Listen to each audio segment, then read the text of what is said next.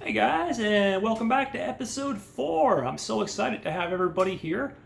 Today I'm going to be discussing an interesting film from 2019, aptly named Butt Boy. That's right, I know, Butt Boy. Well, what kind of film is this guy reviewing? Now, to answer that question, let me start by saying it's not an adult title. Unfortunately for some of you, that might be an unfortunate part, but there's plenty of those out there. Nor is it the newest Will Ferrell film or Jim Carrey film.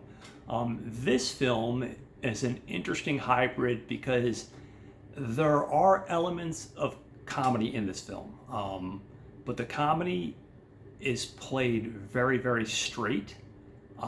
Everybody in the film does not play it like it's comedy. Everybody plays it like dead serious, but yet there's elements of the film that are so dark and so comical.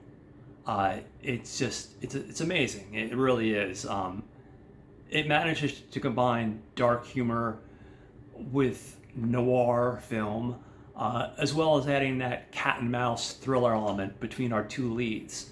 I'm going to start by just getting a little bit into the film. Now, I do have my cheat sheet here, guys, so don't judge me if you hear ruffling of papers. It's a lot of information I'm going to throw at you, and I do like to use my little cheat sheet every once and again because it makes life very helpful.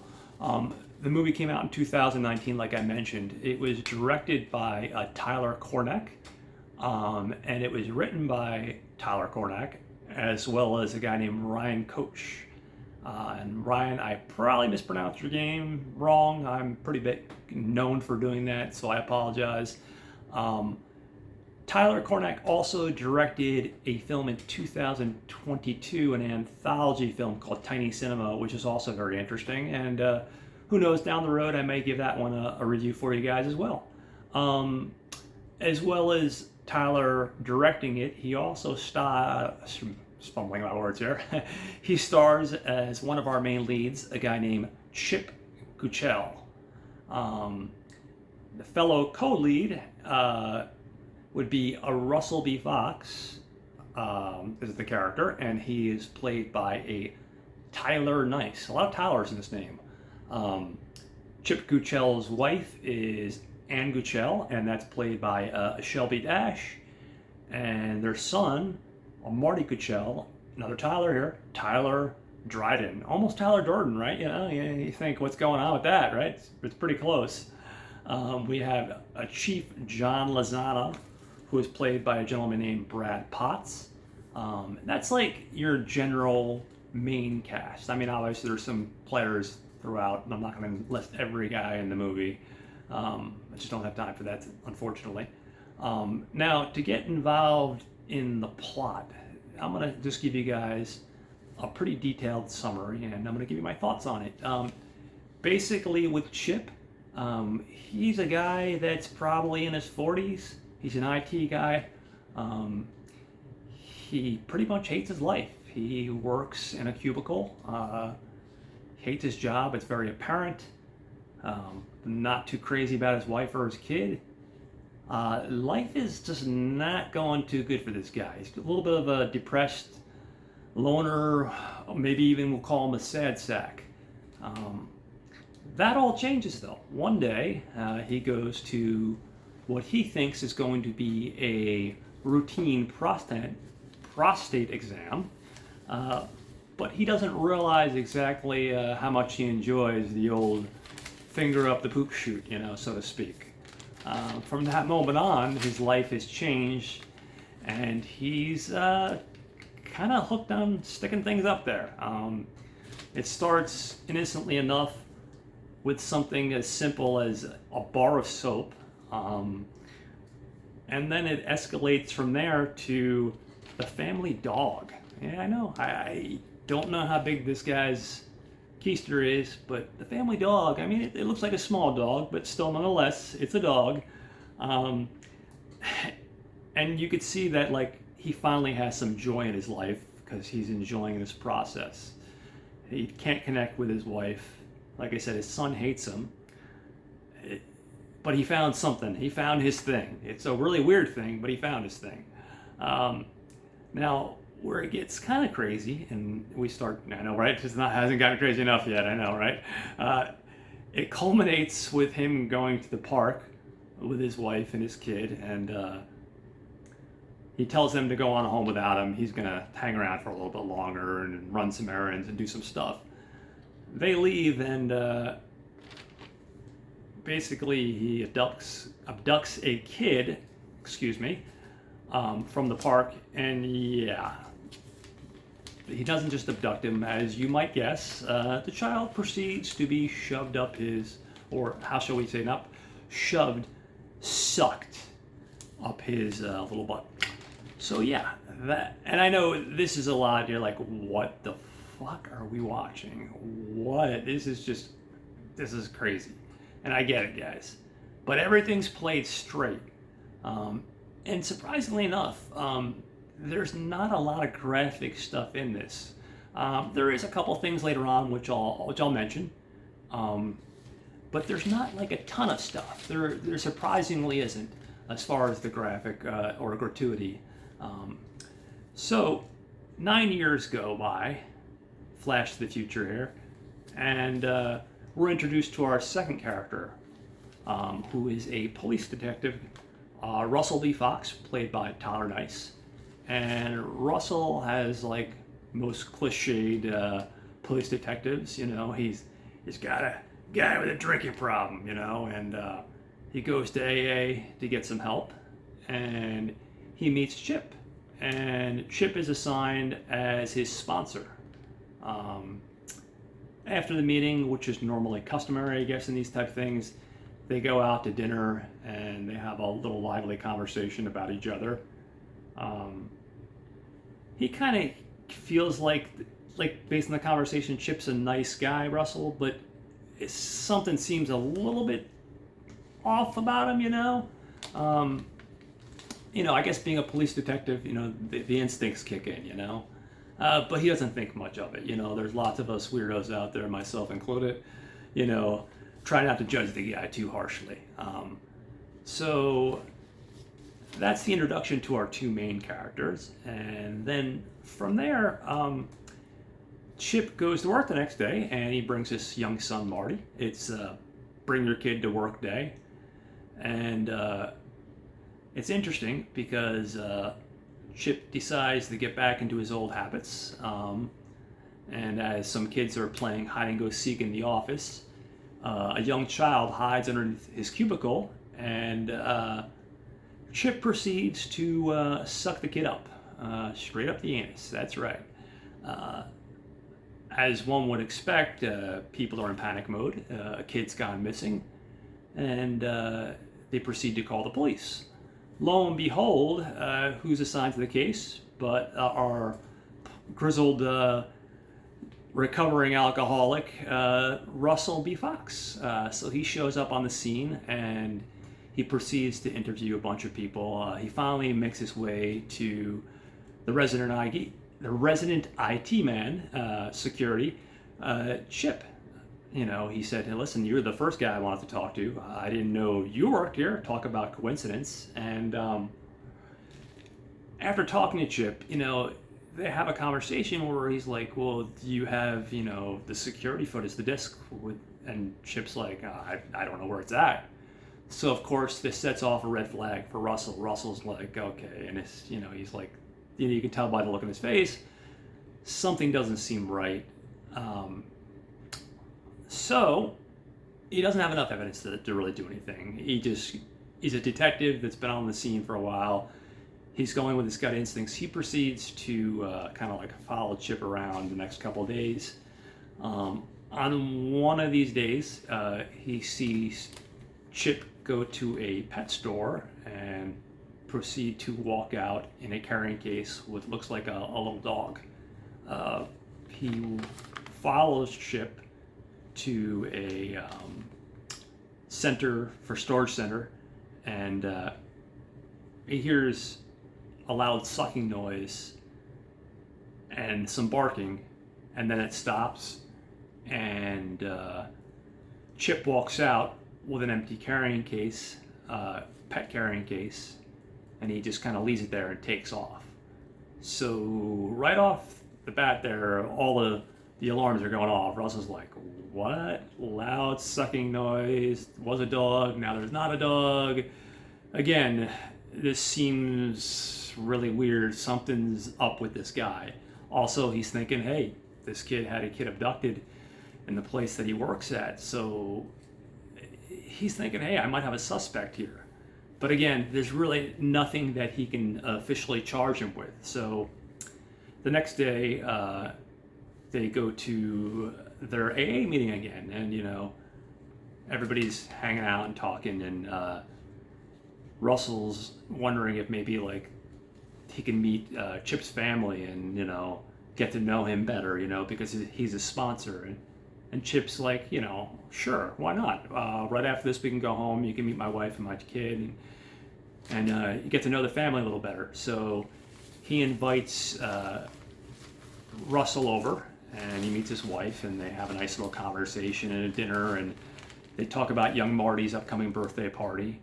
And afterwards, Russell asks Chip if he can use his bathroom. So he goes to proceed to use the bathroom, and he locks the door behind him. And while he's in there, he decides to kind of like search just to see if he can find anything that might be used against Chip. And unfortunately, at first he doesn't see anything, but then when he opens the sink in the bathroom, underneath he sees a disc, and he in his mind he's like, okay, well, this might be something important. Meanwhile, Chip is kind of like getting nervously waiting outside the door, and he's like, hey, you need to leave. And Russell's like, hey, dude, I'm taking a shit here, man. What do you mean I gotta leave? And Chip's like, no, you gotta go now. Chip barges in on Russell, and Russell just hightails it out of there. He knows that, like, okay, this guy's something going on here. I follow this guy around, he's making sucking noises. He kind of like doesn't want to admit it to himself, but he kind of suspects that like this guy somehow is magically sucking things up through his anus. So at this point, with the disc in hand, he thinks he has something. He proceeds to take off. Chip follows him in his car, and they end up at what looks like an abandoned like factory, maybe an abandoned power plant of some sort. It's kind of hard. It's dark out. It's night at this point. A battle ensues, and then Chip drops his drawers, and basically it's like a tornado. You see a shot of his butt, and it's just like a tornado sucking everything in. Somehow or another, Russell manages to escape. He goes to his police chief and shows him the disc, and it says like, listen, I know this sounds wacky, but this guy's sucking things up through his butt, and that would explain the kid. And I know that sounds crazy, but here's the disc too. And the police chief is like, listen, dude, you're out of your mind. You must be back to drinking again. You're off the case, basically. That puts our man Russell on a drinking bender, unfortunately, and he goes back to his old drinking ways, but he knows what he knows to be true. He knows that, as crazy as it may sound, this guy is sucking things up through his ass. After sobering up a little bit, he remembers about the birthday party that Chip is having for his son Marty. It's going to be laser tag, and it's like literally within the next hour or so. So Chip gets into his car because he fears for another kid being kidnapped. He gets into his car, he goes to this laser tag place. It's dark, the kids already have laser guns, they're shooting. He pulls the fire alarm, and everybody proceeds to leave, and it's just Chip and Russell again, and having this big standoff. Chip proceeds to suck up Russell into his butt. Yeah, that's right. And this is where it gets even weirder. I don't know, how could this movie get any weirder, right? You're asking me. But it does, guys. So we proceed to see things from the perspective of Russell inside Chip's digestive system, and he sees the dog that he sucked up years ago. You see the kid that was kidnapped from the office, and just a shit ton of other stuff, all puns intended there. So it's pretty crazy. Meanwhile, you can see this has finally taken its toll on Chip, because he has to go to the hospital because he's in severe pain. It's one thing for a dog, a bar of soap, a small child, but a full-grown man? How do you supposed to suck that thing up your butt, you know? So basically a month goes by. Chip gets out of the hospital, and he's about to be awarded a special award for getting all those people safely out of this laser tag place with his son. Because when Chip and Russell were in this laser tag place, you know, Russell pulled out a gun, and, you know, people, before they exited the building, they said, oh, this crazy cop, this crazy detective, you know, is about to shoot up a laser tag place. So Chip is made out to be essentially a hero, and he's about to receive this award from the mayor in front of everybody in town, his coworkers, and meanwhile, like I said, Russell's stuck in his stomach with this kid and all these other things, and you could see that Chip is starting to have, even though he got out of the hospital, he's starting to still have digestive issues. His stomach's really bothering him. He's getting very gassy, and he goes up to accept this award, and just as he does that, you see a shot of our man Russell inside his stomach, and he pulls out a lighter, and as he's seeing the gas from his end inside the stomach start to come out, he pulls a lighter and lights it, and from there, essentially, our boy Chip explodes. And that's how we end the movie, sort of. I don't want to give away the last sequence, because I feel like I'm giving away a lot in this movie. And part of the reason I'm giving away a lot in this movie is I feel like this is a movie that it's kind of hard to just kind of gloss over. There are certain movies where I feel I can give you guys the overview, and that's perfectly fine. With this movie, I feel like in order to explain it, you really do have to connect the pieces. Trust me, you're still going to hopefully enjoy this movie if you're a sick fuck like me, pardon my French, and that you like these weird, crazy movies. This is one of the weirdest and craziest movies I've seen. And like I said, what makes it so amazing is that everybody in the movie plays it 100% straight. You would think, based off the stuff that I'm describing, that this would be some sort of crazy, wacky comedy. And it is crazy. Wacky probably wouldn't be quite the word I'd use. I use that word a lot, I realize that. But it's just batshit nuts, some of the stuff that happens in this movie. And what's even greater about the movie is everything's done so well. The script is incredibly well written. It's a tight script. From what I understand, it was done for a fairly low budget. The cinematography is actually gorgeous. The production design, the whole film, it's really just a solid film. And I know so far you guys have been hearing me mostly share positive films that I enjoyed, films that I liked. And the thing is, like, yeah, you know, down the road, who knows, maybe I'll find a film that was just completely god-awful and I'll share my thoughts on that. But generally speaking, for me, guys, I like to share the films that get me excited, or the graphic novels, or the book, or whatever it is, and maybe a video game you'll see me down the road cover. I want to share the stuff that I get excited about. And believe it or not, like, despite all the craziness in this movie was just a really well done movie on just pretty much on all accounts. And I'm gonna try to share stuff that I connect with on some level. And this one I connected with on all the levels. It ticked all the boxes, and it put together just in general a really good film. So I hope you guys enjoyed my little review there, and I hope you guys seek out this film. Now, you can find this film on Amazon Prime. Last time I checked, it was like $14.99. It's well worth seeking out. You can also find it on Freevee, which is a great little app that you can download. You do have to deal with commercials, mind you now, but who cares? I don't care about commercials as long as you got cool content. So you got a couple different options to check it out. So I hope you guys enjoyed my review, and just keep in mind, I am running a special promotion. If you share the YouTube video, whether it be on here or TikTok, like me on TikTok, like me on YouTube. Starting in early October, I'm going to do a mystery gift box for one lucky viewer. It's going to probably have a couple films, maybe a graphic novel. We'll see what else I throw in there for you. So check out all my stuff, and I look forward to seeing you guys soon.